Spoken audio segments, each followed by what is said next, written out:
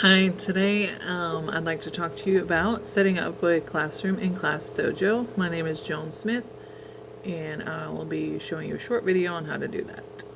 I use Google Chrome. I already have ClassDojo logged in, but if you don't, you would just go to the ClassDojo page and create an account. ClassDojo is a great tool to use for classroom management. Communicating with parents, communicating with school personnel, and just being able to send out memos, flyers, pictures, kind of like a story feed for Facebook, but for your school. So you would create an account, click a teacher, go through those steps. Since I already have an account, I'll just show you what you would do. So I'm going to click a new class, and if your school doesn't have a ClassDojo, you would have to set up their school account. So we're going to skip to create a new class today, and you go ahead and name your class.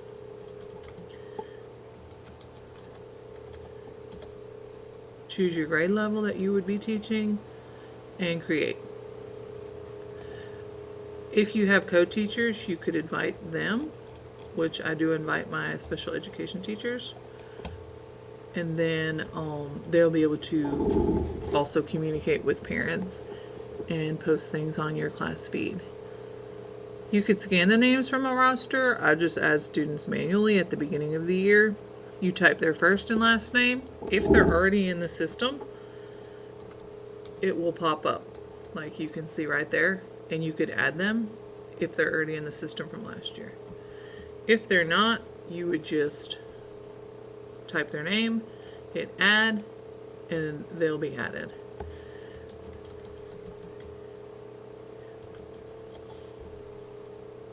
Once you get your classes and your students added, you're going to want to put their parents' email or phone number. And I do this usually before school starts so the parents know who their teacher is. You can also print out each family's printouts, and you can send this home with the child. And they're very user-friendly for the parents to download and get connected to your class. I prefer to just use parents' cell phone numbers to try to get them immediately on the app. So once you have your class in, you'll see their egg is not hatched. You can hatch the egg once the parent is connected.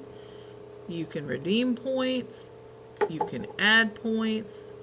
You can take away points for each child. You can give and take away things. ClassDojo has so many useful functions to it.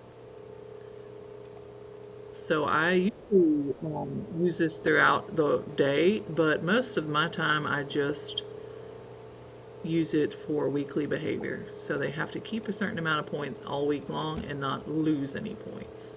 But there's a lot of different ways you could use this. The class story is the thread where you can post things that are going on. Here's where you would chat with parents. So if you needed to send a parent a message, it would be in this area. The calendar is great because you can create events and it will go directly to the parents' feed, and they would be able to see when you have upcoming school events. We have spring break pretty soon, so that's exciting. And you could just keep up with everything going on at your school and in your classroom.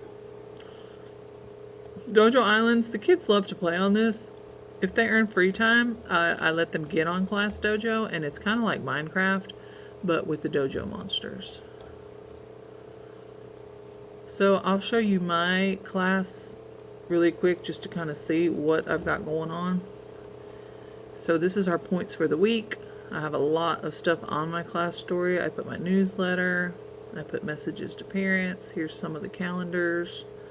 I put my newsletter every week. If I need supplies, I post it there, and so on. The chats are there. I won't do that, obviously.